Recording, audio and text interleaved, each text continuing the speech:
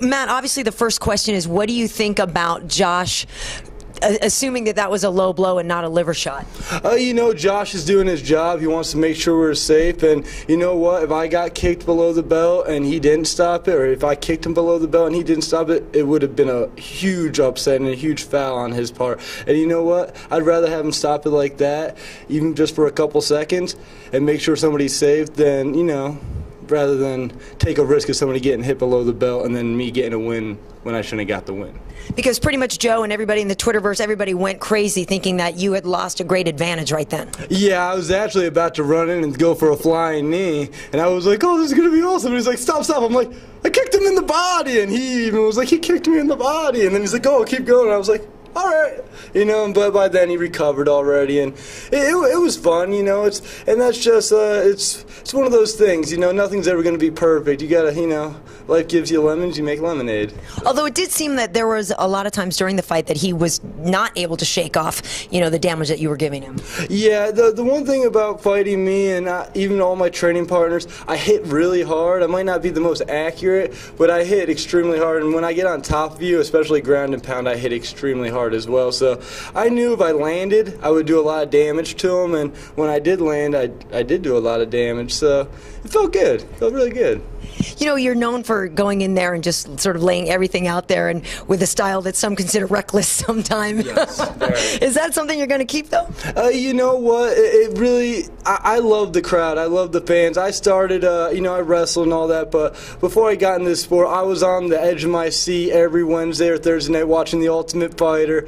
And, you know, I don't like boring fights. I don't like people who grind out decisions and just try to win on points. I'm not that kind of fighter. I want to finish you. I want to knock you out. I want to put you to sleep. I want to choke you out. And you know what? And I look at it like this. If you were in a bar fight, would you run around in a circle jabbing? No, you would get right in there and knock that dude out and show him who's a man, you know? And that's how I think, you know, you should fight. If you know, you're either going to step up, square up, or you're going to take him down and beat his face in, you know? That's what you got to do. When we saw you use your wrestling in this fight, which we haven't seen for a while, was it a conscious choice to bring that in? Yeah, you know, Chris Clements, I knew the only way he could beat me is by knocking me out. And his takedown defense, not to be mean, was kind of non-existent, especially to a Division I wrestler, national champion. So I knew if I threatened him with takedowns, used the takedowns, it would help my striking as well because he'd be worried about it. And it also tired him out pretty quick, and I think that took a lot of his snap off his punch after the first round. Now, you said that you are a fan, you watch a lot of UFC, and I know not everybody likes to call somebody out, but is there somebody you think particularly would be an exciting fan fight for us? Duane Ludwig. Duane Ludwig, Dan Hardy. I like those guys. They had big names. They were skyrocketed to the top right away, and you know what? Yeah, I know I got right to the UFC and I started my pro career here, but, you know, guys like that, you know, you get two split decisions and you're fighting for the belt. That's not how I see it, and I think a guy like me could really do some damage to guys like that because they're just mismatches. I could take them down and just grind their faces. So why do you not, I mean, with your wrestling credentials, why don't you bring them into the octagon as often as, say, other NCAA wrestlers? You really seem to like to slug it out, and I know you want to entertain the fans, but is that more important than getting the W?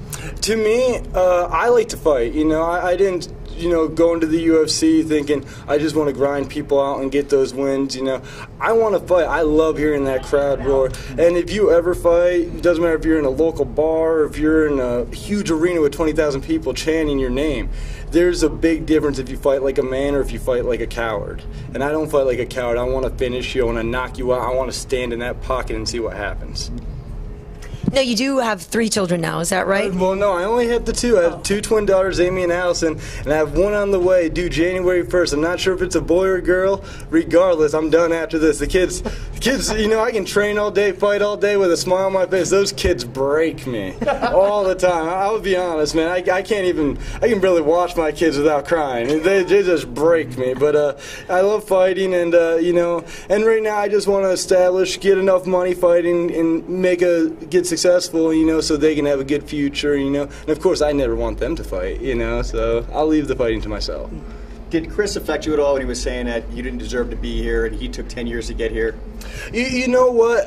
You know, he has every right to say that. You know, I have plenty of friends that have been fighting on the regional circuit for a decade or so, and they have 30 pro fights, and I have 10 fights, and they're all in the UFC. And you know, I've been treated like gold since day one. You know, I got on the Ultimate Fighter, I broke Dan Sindler's jaw, and ever since then I've been in the limelight. You know, everybody's just been giving me shots, and you know, and a lot of people are like, you don't deserve to be here. You know, I can't argue that. Maybe I don't deserve to be here, but my record's also 7-3 in the octagon, so maybe I do belong here. Was he tough for a 36-year-old guy?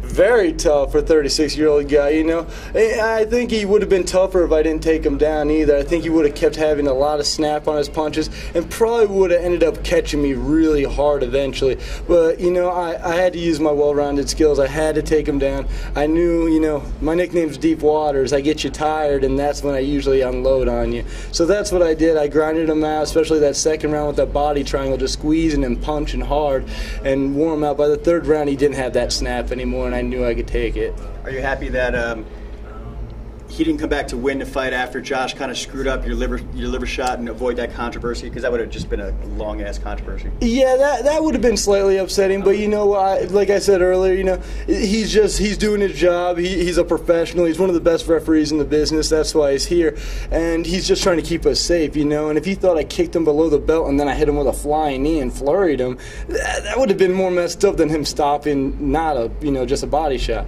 you know. But Chris was honest. He's like, he kicked me in the body. I was like, I kicked him in the body, and he's like, keep going. I was like, keep going? All right. And then touched his glove, and we kept swinging, you know? Cool. Thanks, man. No problem. Well, congratulations. Thank you very much. Congrats.